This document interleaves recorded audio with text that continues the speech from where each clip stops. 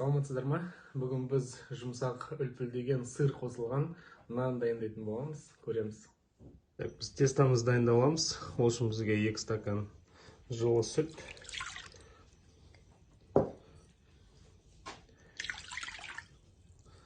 және жарты стакан ерітілген май, сливочный, және 2 жұмыртқа.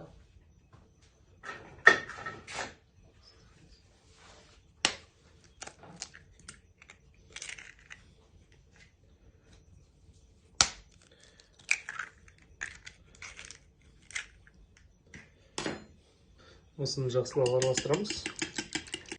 Және 1 ас қасық дрожжи, және 3 ас қасық қант,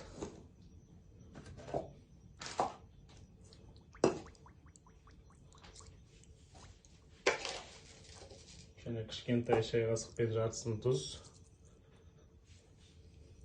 Тұз бәрін салып, жақсылап араластырамыз тағы да.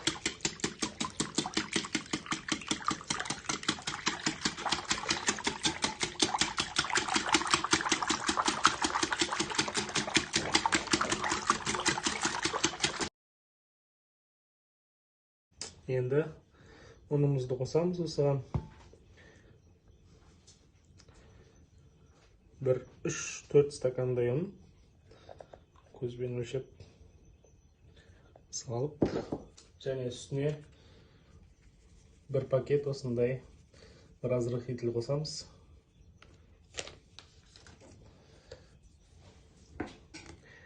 Енді осыны жақсылап араластырамыз.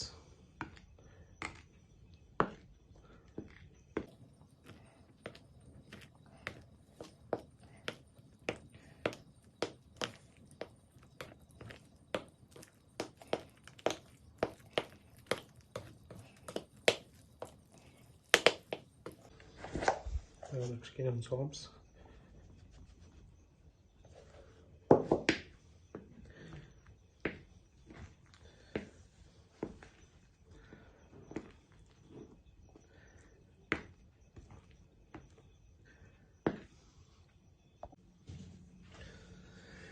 Қасығымызбен араластырып алдық. Енді қолымызбен ақырындап иілейміз.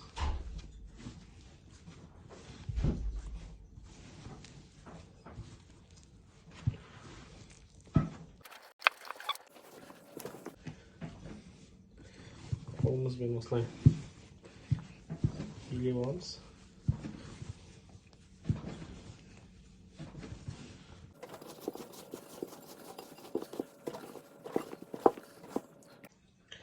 Осылай нанымызды иілеп болып, ыдысымызға салып, бетін пленкамен пищевой жауып,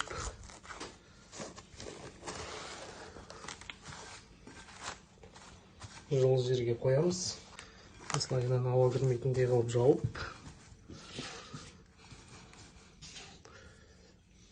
бетін жылы матамен жауып, жылы жерге 20 минутқа қоямыз. Нанымыз көтерілді. Жылы жерде бір 25-30 минуттай тұрды. Осындай болып көтерілді.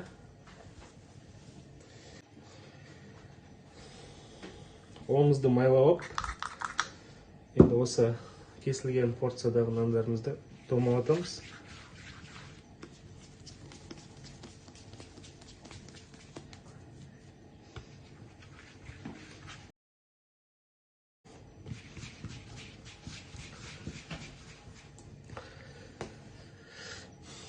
Осылай дайындап аламыз нандарымызды.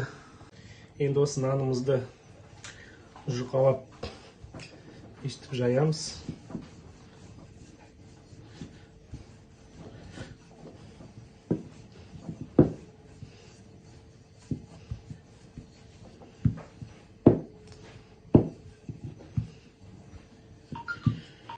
Осылай жайып, ортасына мынандай күштен өлтірілген сырымызды салып,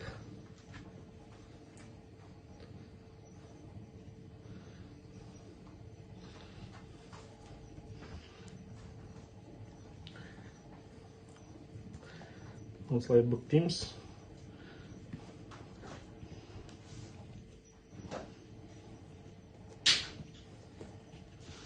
Не осындай қылып жасаймыз.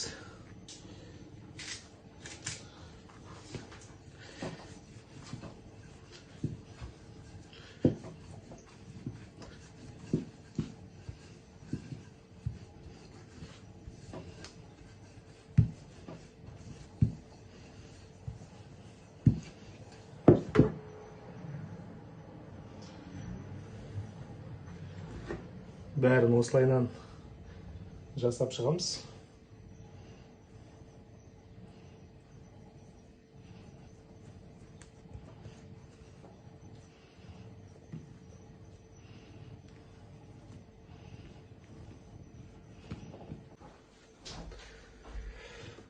Осылай жасап алдық.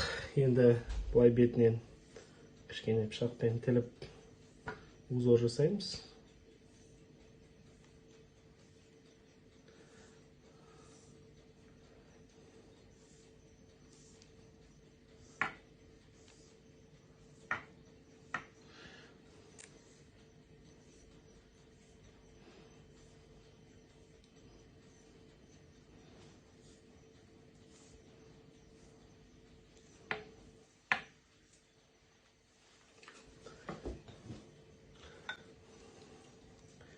Және жұмыртқаның сарысын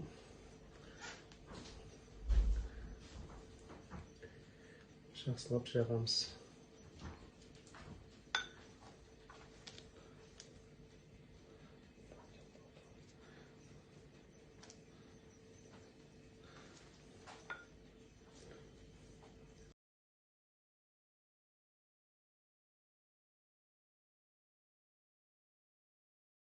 Енді 180 градус пешімізге 35-30 минутқа саламыз. Жұмсақ сыр қосылған нанымыз дайын. Міне.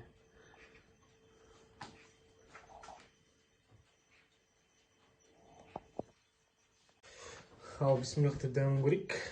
Жұмсақтығы жұмсақ. Қайсын көрсен екен. Асты кішкене жабыс қапты.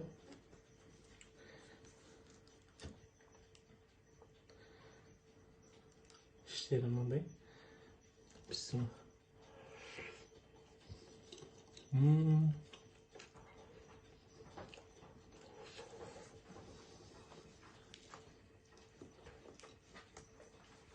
Дәмі керемет. Жұмсақ. Міндетті түрде жасап көріңіздер. Нанымыз дайын болды. Міндетті түрде жасап көріңіздер. Каналға қосылып, лайк басып, комментарий жазамыз. Сау болыңыздар.